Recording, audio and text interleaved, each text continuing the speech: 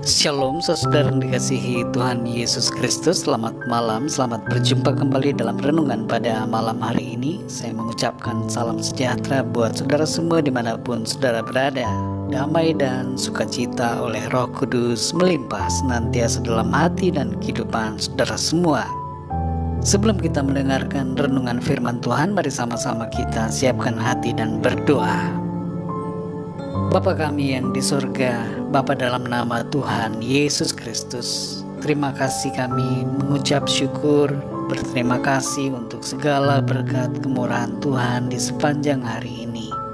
Terima kasih untuk pimpinan Tuhan, penyertaan dan pemeliharaan-Mu yang begitu luar biasa. Saat ini Tuhan kami mau mendengarkan sabda firman-Mu. Urapi setiap kami, berikan pengertian untuk kami mengerti dan mentaati akan firman-Mu. Terima kasih Bapa, dalam nama Tuhan Yesus kami berdoa. Haleluya, amin. Saudara yang dikasih Tuhan, nats Alkitab kita pada saat ini terdapat dalam Rut 1-4. Saudara dapat membacanya secara pribadi kemudian melanjutkan renungan ini. Saya akan membaca Rut pasal 2 ayat yang ke-5-9. Tertulis demikian. Lalu kata Boas kepada bujangnya yang mengawasi penyabit-penyabit itu, "Dari manakah perempuan ini?" Bujang yang mengawasi penyabit-penyabit itu menjawab, "Dia adalah seorang perempuan Moab. Dia pulang bersama-sama dengan Naomi dari daerah Moab. Tadi ia berkata, izinkanlah kiranya aku memungut dan mengumpulkan jelai dari antara berkas-berkas jelai ini di belakang penyabit-penyabit. Begitulah ia datang dan terus sibuk dari pagi sampai sekarang, dan seketika pun ia tidak berhenti." Sesudah itu berkatalah Boas kepada Rut, "Dengarlah dahulu anakku, tidak usah engkau pergi memungut jelai ke ladang lain, dan tidak usah juga engkau pergi dari sini, tetapi tetaplah dekat pengerja-pengerja perempuan. Lihat saja ke ladang yang sedang disabit orang itu. Ikutilah perempuan-perempuan itu dari belakang, sebab aku telah memesankan kepada pengerja-pengerja lelaki, jangan mengganggu engkau. Jika engkau haus, pergilah ke tempayan-tempayan dan minumlah air yang dicedok oleh pengerja-pengerja itu."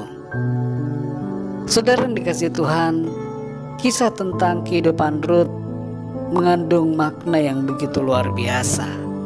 Ada dua hal setidaknya yang kita dapatkan dari kisah tentang Rut dan Boas di sini.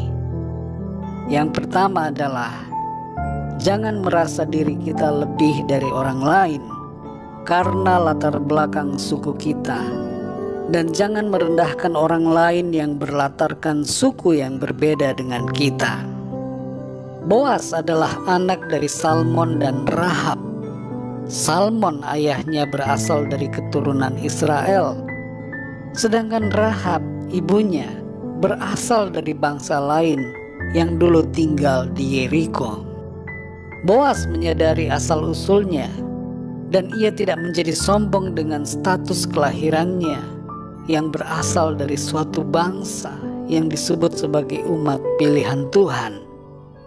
Sikap kerendahan hatinya terbukti dari tindakan dan responnya terhadap Rut yang datang mencari berkas-berkas jelai yang tertinggal pada saat pengumpulan hasil panen. Di sini kita membaca, saudara, bahwa Boas mencari tahu siapa sebenarnya Rut itu. Dan ketika ia mendapatkan informasi bahwa Rut adalah orang Moab, Boas tetap bersikap baik. Ia tidak berubah menjadi anti terhadap Rut. Ia tidak mengusir Rut dari ladangnya. Ia juga tidak melarang Rut untuk memungut berkas jelai. Malah Boas mengatur supaya Rut mendapatkan lebih banyak hasil pungutan untuk dibawa pulang. Biasanya saudara, ada kecenderungan suatu suku bangsa merasa lebih tinggi daripada suku bangsa yang lain.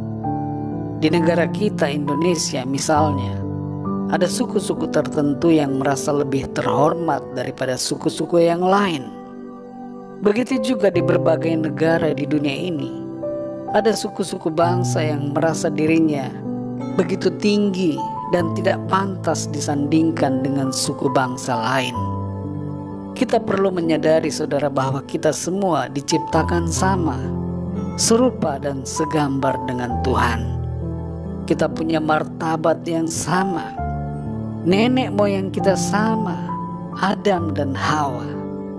Karena itu jangan kita memandang rendah orang lain yang berbeda suku atau warna kulit dengan kita.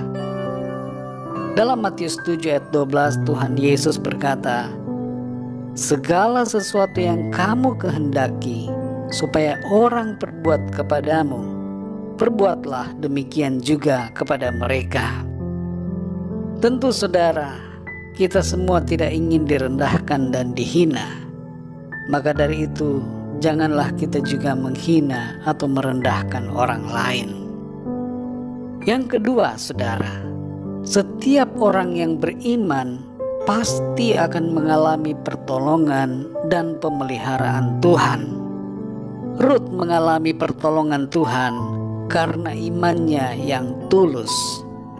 Rut mengimani Tuhan tanpa terganggu dengan peristiwa duka yang ia dan mertuanya alami. Sekalipun suami, kakak ipar, dan ayah mertuanya meninggal, Rut tidak berubah. Hati dan iman Rut tidak berubah kepada Tuhan. Iman Rut adalah iman yang murni, saudara, bukan iman dengan motivasi oportunis.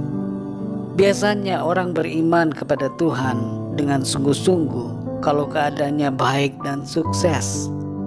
Tapi kalau keadaan tidak baik, gagal, bangkrut, ada kedukaan, imannya menjadi rontok.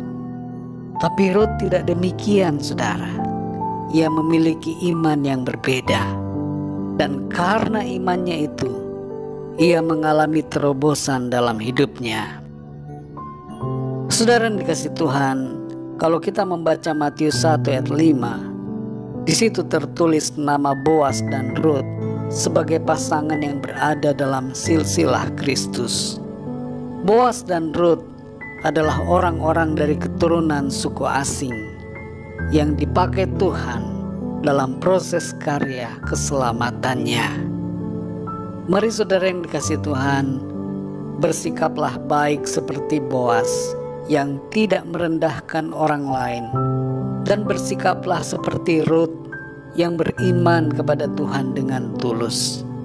Tuhan memberkati kita semua yang senantiasa hidup benar, setia dalam iman, dan mengasihi Tuhan. Mari kita berdoa, saudara.